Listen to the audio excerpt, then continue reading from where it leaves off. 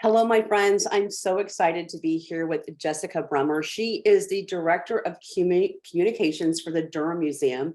We are here about ready to kick off the holiday season at the Durham Museum. Jessica, thank you so much for joining me today. Oh, thanks, Andy. It's always great to see you.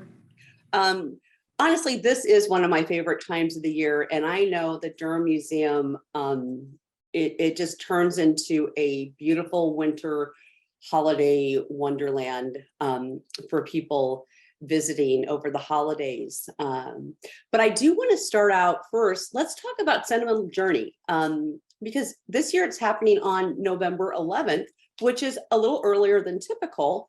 So let's just talk about the event and what it's all about, and a little bit maybe, kind of the history behind it.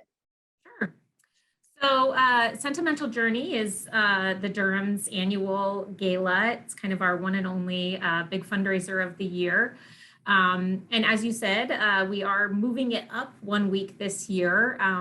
So it will kind of be our first event in November, a little bit different than maybe what some people are used to in the past. We won't be having the big Christmas tree in the middle of the room for that, but we are going to take guests on a really cool experience that night. The theme is called Sentimental Journey, Bringing the World to Omaha.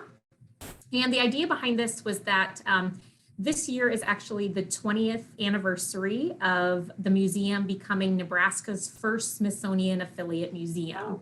And what that partnership allowed us to do is be able to bring all of these traveling exhibits that you probably see us talking about a lot, bring these topics on history and industry and pop culture to Omaha, and bring our citizens something that maybe they wouldn't get to see otherwise. So it started with the Smithsonian 20 years ago. We've obviously grown those partnerships to all different kinds of museums and lending institutions across the world. But our event is really going to celebrate what that partnership meant for us and take a look back at some of our favorite exhibits over the past years, and then give a little sneak peek to kind of some exciting things we have planned for the future of the Durham. Yeah. I actually, now that you mentioned, I remember that happening 20 years ago. And when, that was a big deal. And yeah, it is a really big deal. And they're incredible partners. They open up so many avenues for us. We're able to utilize their curators and their collections when we do our field trips and our digital learning for students. So it's an amazing partnership for us, and one that we are extremely proud of. Yeah, no, for sure. Can I ask you, this is totally putting you on the spot. What are maybe one or two of your favorite exhibits? Oh my gosh.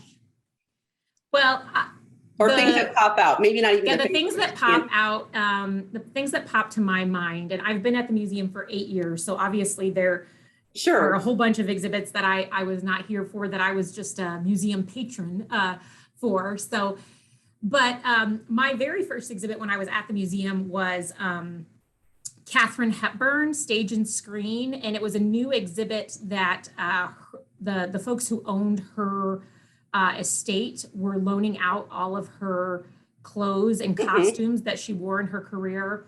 And I was just a huge fan, and that was super cool. I loved that.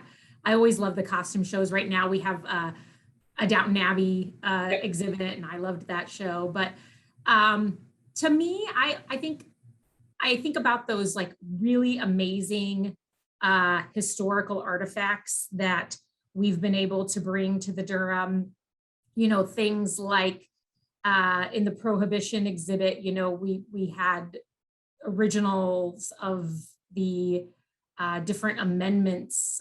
We've had Shakespeare's first folio. We've had these incredibly rare historical gems that have come to us as part of those exhibits. So those are the things that stick out in my mind. And of course the giant dinosaurs, that's kind of hard to not think about, T-Rex named Sue, and Scotty the T-Rex, which are always big wow factors as well. Yeah. Well, okay, so awesome. Okay, again, that's November 11th. I'm excited. Yeah, November 11th. And if you're interested in buying a ticket or a table, you can just visit our website or call the museum, and we'd love to have people join us for that event. I'm excited for that. Okay, so let's move on. Again, Christmas at Union Station, it is one of the longest standing traditions in Omaha. And it's just such a glorious time of year at the Durham Museum. So we'll just talk about that.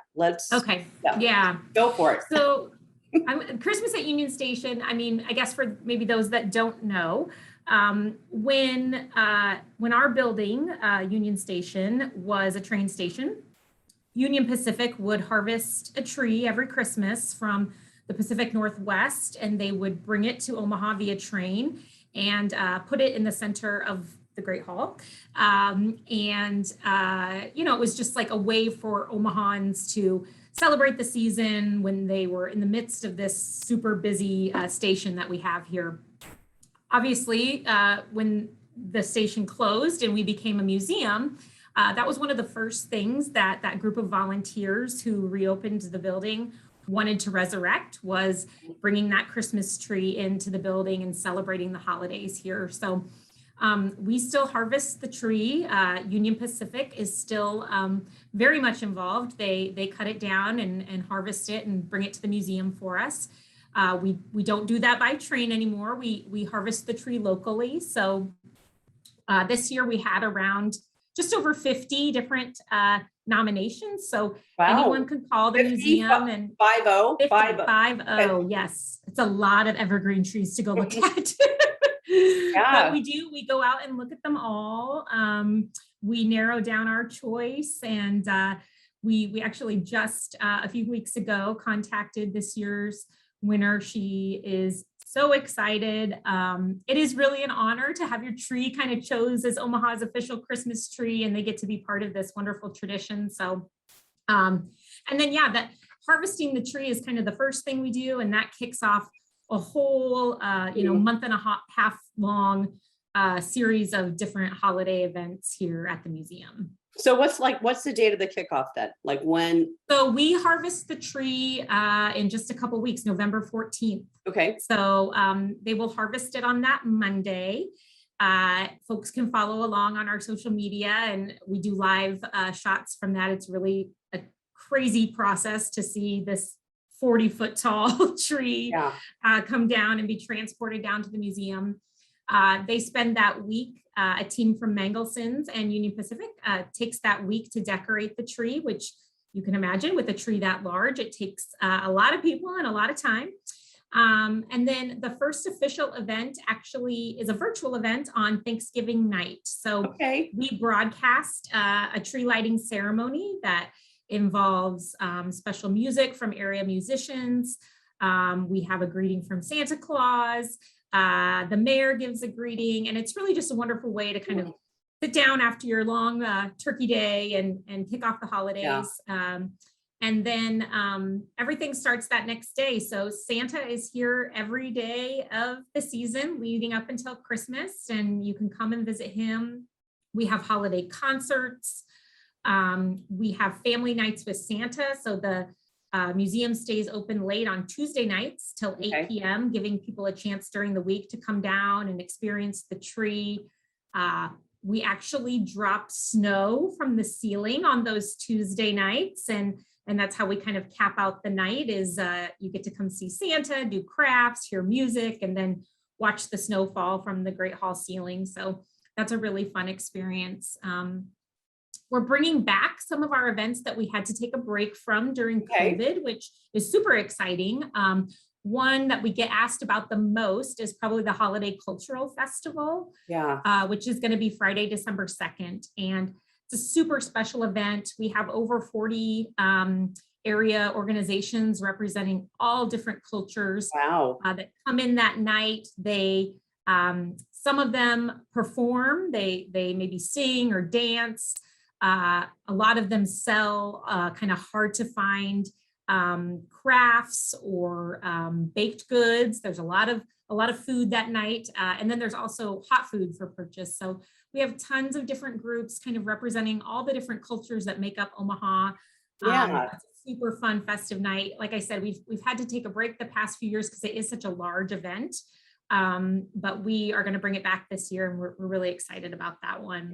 I'm putting that on my calendar for sure. So Yeah, it's such a fun night. And all of these events, I should say, are free to museum members, and then it's just regular museum admission to get in and enjoy these events. So you get to experience everything that's going on at the museum during Christmas. You get to see our exhibits and then participate in these events too. And then we cap it all off with our New Year's Eve party on December 31st, which is like the ultimate kid party.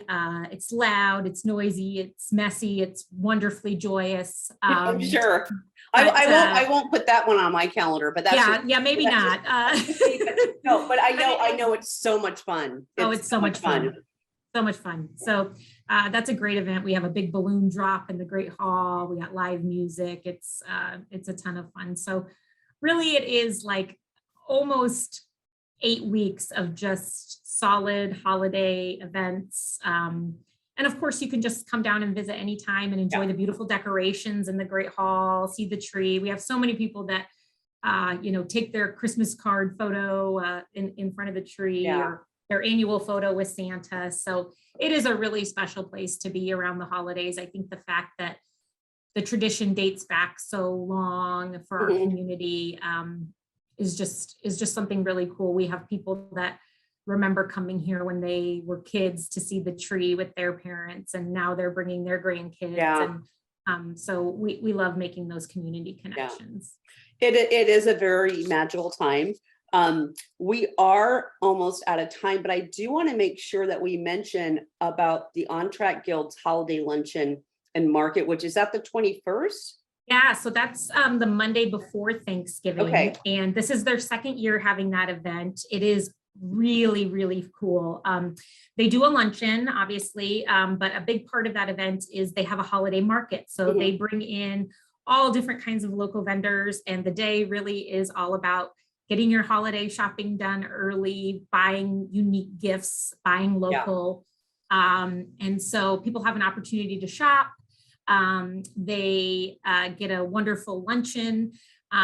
This year we have an amazing world-renowned chef, Gail Gand. She is our guest speaker at lunch. So she's going to be talking about holiday entertaining. So it's a wonderful fundraiser for the museum. The Guild does an incredible job putting that together. So that's another event that anyone is welcome to buy a ticket to. You can just hop over to our website and you'll see it right there on our homepage. It's called Coming Home for the Holidays. Everyone's encouraged to wear plaid. It's all about the plaid. So another fun way to kick off the holidays, and it definitely helps support the museum. Yeah. Well, again, this time of year, I know there's so many things going on. So I encourage everybody to go to the website, which is durhammuseum.org.